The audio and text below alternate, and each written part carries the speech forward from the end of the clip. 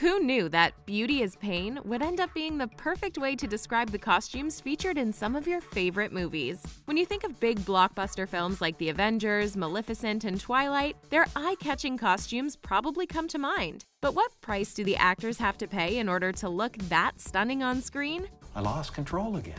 From 8 layers of body paint and spandex suits that just aren't flattering, all the way to 85-pound costumes that just make it impossible to move. You'd be surprised at how many actors were this close to hanging up their costumes for good. In this video, we'll be taking you through some of the most uncomfortable costumes of all time. How much would you endure to be the star of a Hollywood film?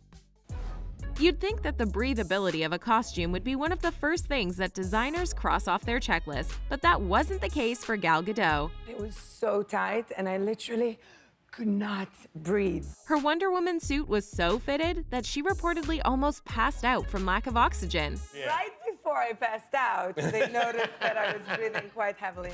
Luckily, they eventually got the costume sorted out so she could be comfortable and a strong, independent woman all at the same time. Speaking of hero suits that were just a little too tight, Tom Holland spent his days on set in his Spider-Man costume planning bathroom breaks 45 minutes in advance. It looks amazing, it feels terrible. If the tightness of the suit wasn't enough, Tom also had to wear a thong underneath the suit, which probably wasn't the most pleasant experience. Even eating was difficult for the actor. He would have to pop out the eye hole of his mask and feed a straw to his mouth just to get a sip of water. Tom Holland wasn't the only Spider-Man who couldn't get behind his super suit. Andrew Garfield just couldn't get comfortable with his second skin. The costume made him so self-conscious and so uncomfortable that he would hide from paparazzi on set in LA. Anne Hathaway went from being Princess of Genovia to prowling around as Catwoman herself. But being a superhero on screen wasn't all it was cut out to be for this actress. She called her costume a psychological terrorist that completely changed her life. Her suit made her feel as if she had to spend the entire year of filming working out in the gym, but you could never tell she was uncomfortable in the actual film. Could you really consider Jennifer Lawrence's Mystique costume a costume if she was completely nude? Regardless, she spent a lot of her time on set uncomfortable. In the first X-Men film she worked in, she spent 8 hours sitting in a bicycle seat while they prepped her for the role. Which every woman knows is our dream come true. 8 layers of paint later, she was camera ready. But the paint irritated Jennifer's skin. For the other films, they cut the process down to 3 hours by having her wear a bodysuit. The Dark Lord's costume doesn't look like it would be terribly uncomfortable, but Voldemort's actor Ralph Fiennes would say otherwise. According to Ralph, it was an irritating costume to wear. He would spend his days tripping over his robes and was forced to wear tights that made it awkward to move around in. The costume was so annoying that he made the crew cut the tights into garters. This might be a shock to you, but it actually took a lot of work to turn Matthew Lewis into Neville Longbottom. He was forced to wear an uncomfortable fat suit in the early Harry Potter movies that really messed with his body image. He also donned fake teeth and had his ears pushed out. To him, the whole situation was pretty grim, and he even feared they would recast him when he lost weight later on. Ryan Reynolds would probably tell you the Big red body. he had to wear while filming Deadpool is the worst costume anyone's had to endure. He complained on multiple occasions that there was just no room to breathe or to move in his outfit, and it was just overall uncomfortable. It didn't stop him from slipping on the second skin for a sequel, though. Margot Robbie had a non-traditional outfit for her hero film, but it doesn't mean she wasn't just as uncomfortable. You're probably thinking, but it's just a pair of shorts and a shirt. Well, Margot explained just why it made her so uncomfortable.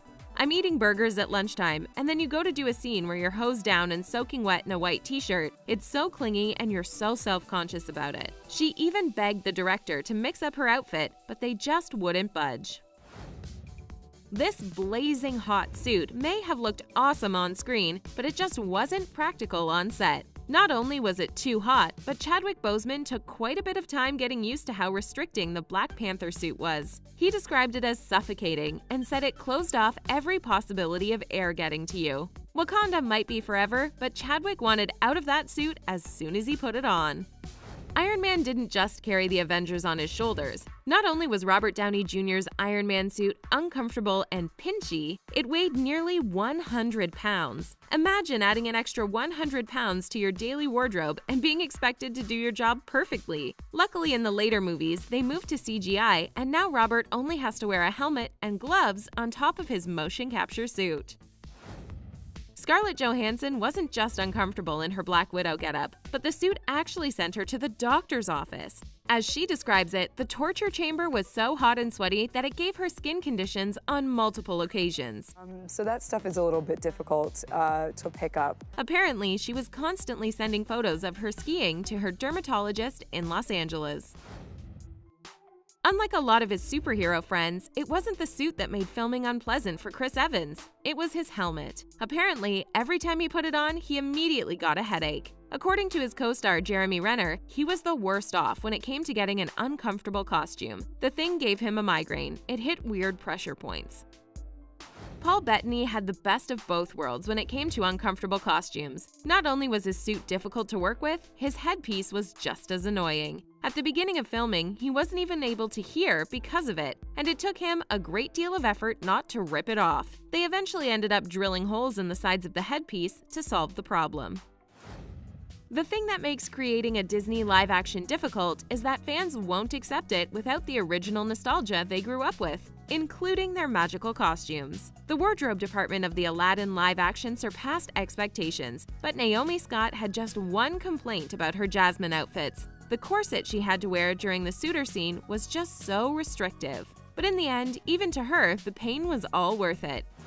Another Disney live action, another uncomfortable costume. This one is a little different than the others. Angelina Jolie's Maleficent apparel was uncomfortable because it made her a lot taller than her usual 5'7" self. With her horn and wickedly high heels, she would constantly be bumping her head into things and hurting herself. She got the hang of it eventually. It took me a while to become graceful with her. Kristen Stewart had the easy road when it came to her Bella Swan costume. That is, until she reached the filming for Breaking Dawn Part 2. She just couldn't handle the red vampire contacts that gave her dead face and restricted her vision. She described wearing them as feeling closed off. Yikes. Mark Ruffalo might be the most epic green hero you've ever seen on screen, but behind the scenes looked a lot different. Mark Ruffalo's costume was actually just a motion capture suit that brought him quite a bit of embarrassment and humiliation. He even called his outfit ridiculous pajamas that made me look like a Chinese checkerboard. If you know Star Wars, you know Leia's golden bikini she was forced to wear in Return of the Jedi. Well, maybe it shouldn't be as iconic as it is. Carrie Fisher absolutely hated the costume, and not just because it was uncomfortable or because she was constantly checking for any bounce or slip after takes. She hated that it made her into a provocative figure, something she never wanted to be. The Grinch costume might be the thing that made everyone's joy on set grow 2 sizes too small. The hours of prosthetics, a tight costume made of yak hair, and annoying yellow contacts made for a pretty uncooperative Jim Carrey. He described it as being buried alive each day and even wanted to quit the movie. He ended up having to hire a CIA operative in order to learn how to endure torture. It's hard to say that we'd rather have the actors be comfortable throughout filming just because of how epic all of these characters look on our screens. But surely there have to be more comfortable ways to bring these characters to life, right? Kind of enjoyed wallowing in it. It was helpful. Sort of self-inflicted pain. Disney characters look effortlessly ethereal, but working 16-hour days in tight costumes with thick prosthetics isn't exactly a magical experience. Behind the scenes, there were fake faces, complicated contacts, and some of the most restrictive corsets in the world. You might see these live-action scenes differently once you know how these actors really felt after being poked and prodded into fairy tale perfection. Once you put those things on, you feel like Cruella de Vil. Emma Stone had 47 looks to wear in the upcoming Cruella movie. She even had to let makeup artists graffiti her face. But the most challenging outfits for Emma were those which had super long trains. Particularly the garbage truck dress, which had a train that was 40 feet long. It's like things you only ever imagined and think you would actually put on your body and carry behind you on a garbage truck. She couldn't even move with it on, so the train had to be added to the dress after Emma climbed on the back of the truck. A scene we'll have to wait to see in the movie if we want to know how well she actually pulled it off. For Cruella, Emma Stone did a lot of climbing while wearing epic dresses. This look, with an incredibly long red train, had to be worn while the actress climbed on top of a car. Pulling the skirt around the car without it getting caught was the hardest part, and not letting the weight of the dress pull her to the ground. Co-star Emma Thompson gave her props for her skill in maneuvering the heavy dress, saying she had to put it around the car about 1,000,000 times because it was so hard to get right. Every single part is so beautifully played. To become the Beast, Dan Stevens had to walk around on stilts and wear a 40-pound prosthetic muscle suit covered with visual effects indicators that tracked his every movement. He compared the stilts to wearing 10-inch high heels. It's an ordeal for my calf muscles alone. Thankfully, he wore a cooling unit under his suit that could be plugged in between takes so he didn't overheat. What a regrettably large head you have. I should very much like to have it. It wasn't just CGI that made the Red Queen's head huge in Alice in Wonderland. Helena Bonham Carter also had a prosthetic forehead applied to make her head seem larger and push back her hairline. The 3-pound wig on top of her head didn't make things any more comfortable, and costume designer Colleen Atwood outfitted her with an Elizabethan dress with a high collar. The actress's head was then digitally enhanced to appear 3 times its normal size on film. But that meant Helena had to be really careful about not bringing her hands anywhere near her head while acting, so they wouldn't interfere with the special effects. They reminded me ever so often that I was much wider than I thought. Ever find yourself wishing you had a pair of Cinderella's glass slippers? Well, you should count yourself lucky that you don't. While the original plan was to have Lily James wear the slippers, it turns out they were much too painful and she couldn't even get them on. It doesn't fit a foot. Because it's made of Swarovski crystal. Real ones were designed for the film, but the slippers we see the princess actually wear are completely CGI. They're made of glass. Yes. Turning Angelina Jolie into Maleficent was a daunting task. Every day it took 3 hours to apply her prosthetics and later remove her prosthetics, and she had to wear them for 16 hours a day. Jolie insisted on their use herself. They included teeth, nose, ear, and cheek pieces. Once the horns go on, you start to, mind you, the first few days you knock your head on everything. And while wearing them wasn't the most comfortable thing in the world, having them applied and then removed was by far the most painful part of the process, as it involved a lot of poking and prodding the actress's skin. Turning Johnny Depp into the Mad Hatter involved some complicated contacts and crooked teeth. He was transformed by makeup artist Valley O'Reilly and hairstylist Terry Belial. The orange wig and clown-like makeup was a daunting task, but what was most uncomfortable were these kooky contacts the actor wore for all his scenes. But Depp knew exactly what he was signing up for, since the Mad Hatter's look was based on watercolors by the actor and director Tim Burton. Oh, great one who summons me, terrible one who commands me. Creating the genie for Aladdin meant putting Will Smith in a motion capture suit. The real uncomfortable part of this costume wasn't that it was too stiff or restrictive, it was that it was thin and skin tight, not leaving much to the imagination. It was done this way so they could catch the actor's angles and movements perfectly, since the genie isn't technically wearing clothes.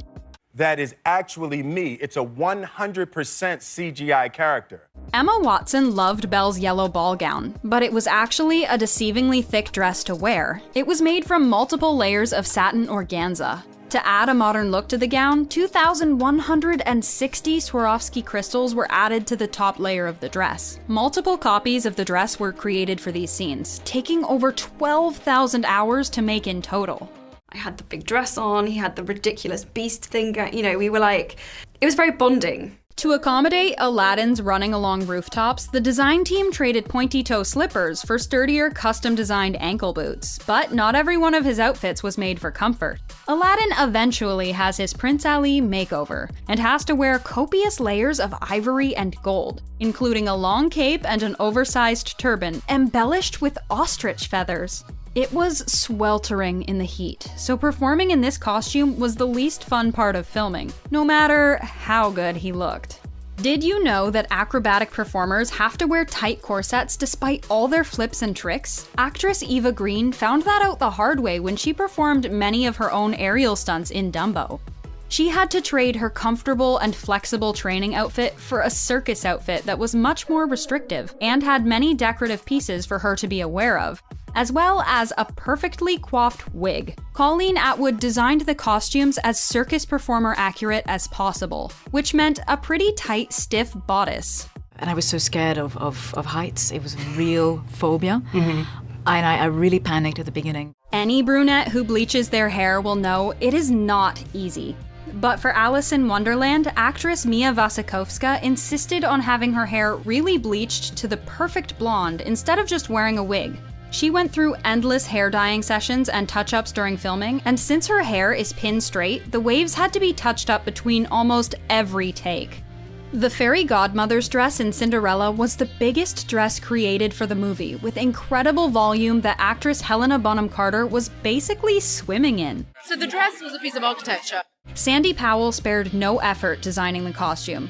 This costume is not like the rest, actually. Underneath here is a crinoline cage, which actually gives it the silhouette. There are LED lights and 10,000 Swarovski crystals hooked up to it with tiny, fine wires, so Helena had to be incredibly careful with it, especially while running in some of her scenes. When it came to making Maleficent fly, a pretty simple costume addition ended up being one of the most challenging things for Angelina Jolie to wear and perform in. The wings were CGI, but Jolie actually had to wear little stumps on her back so they could digitally add the wings later. This proved a challenge because she had to always be sure to move as if she had huge wings protruding from her back. The most painful part of getting these wings just right was the fork-like rig she and other flying characters had to be hooked up to when filming their flight scenes. Mulan's costume designer, Bina Degler, knew exactly how she wanted to bring one of the character's most iconic looks to life. But it wasn't an easy outfit for actress Liu Fei to perform in. There are multiple layers of robe, underdress, panels, and a sash that all add drama and flow to the outfit. It nearly took 4 weeks to embroider and 40 feet of material. It wasn't as light and easy to move in as it seems, so actress Liu Fei was tasked with making movement in the heavy costume look effortless. That might be not every day everyone could experience. Creature actor Ed Osmond had to wear a very strange suit to become Dumbo. While all we see on screen is the incredible CGI, behind the scenes he had to wear a green suit and crutch-like arm extensions. He was walking on all fours for about 3 hours per day, proving his role in the movie was one of the hardest to master. Becoming Elliot the Dragon for the live-action Pete's Dragon was another daunting task that required a huge green suit. Motion capture actor Eric Sinden had to wear a massive green wire mesh head so it would look like the actors were really interacting with the dragon. Sure, it was heavy and bulky, but the size also made it super easy to track, and later alter with CGI. We were able to capture exactly what he was seeing, and we were going to be able to put that back on the screen. Makeup artist and designer Denise Kum was responsible for Mulan's incredible matchmaking makeup, but the look was thick and made facial expressions challenging. Each stage was layered with a mix of pigments, fashion makeup, and conventional makeup, and it was all literally painted onto Mulan's face. While Mulan cuts her hair in the animated version, designing hair for the live-action version was also much different and involved applying tons of hair pieces to Liu Yifei's hair. Lily James and the live-action Cinderella were in the news a lot over reports that her waist had been digitally shrunk in her ball gown, but in reality it was just a very tight and painful corset. I'm in this corset, so it's really hard to breathe. It took 20 minutes to get Lily in and then out of the dress and corset, which took 20 people to make and featured 10,000 Swarovski crystals and 3 miles of hems. Princess Jasmine has more than 10 outfit changes during the film. The most painful dress Naomi Scott had to wear was this royal pink number. The bodice was tight and restrictive, and it was embellished with heavy gold coins that the actress had to be careful not to rattle too much or catch on anything while moving around.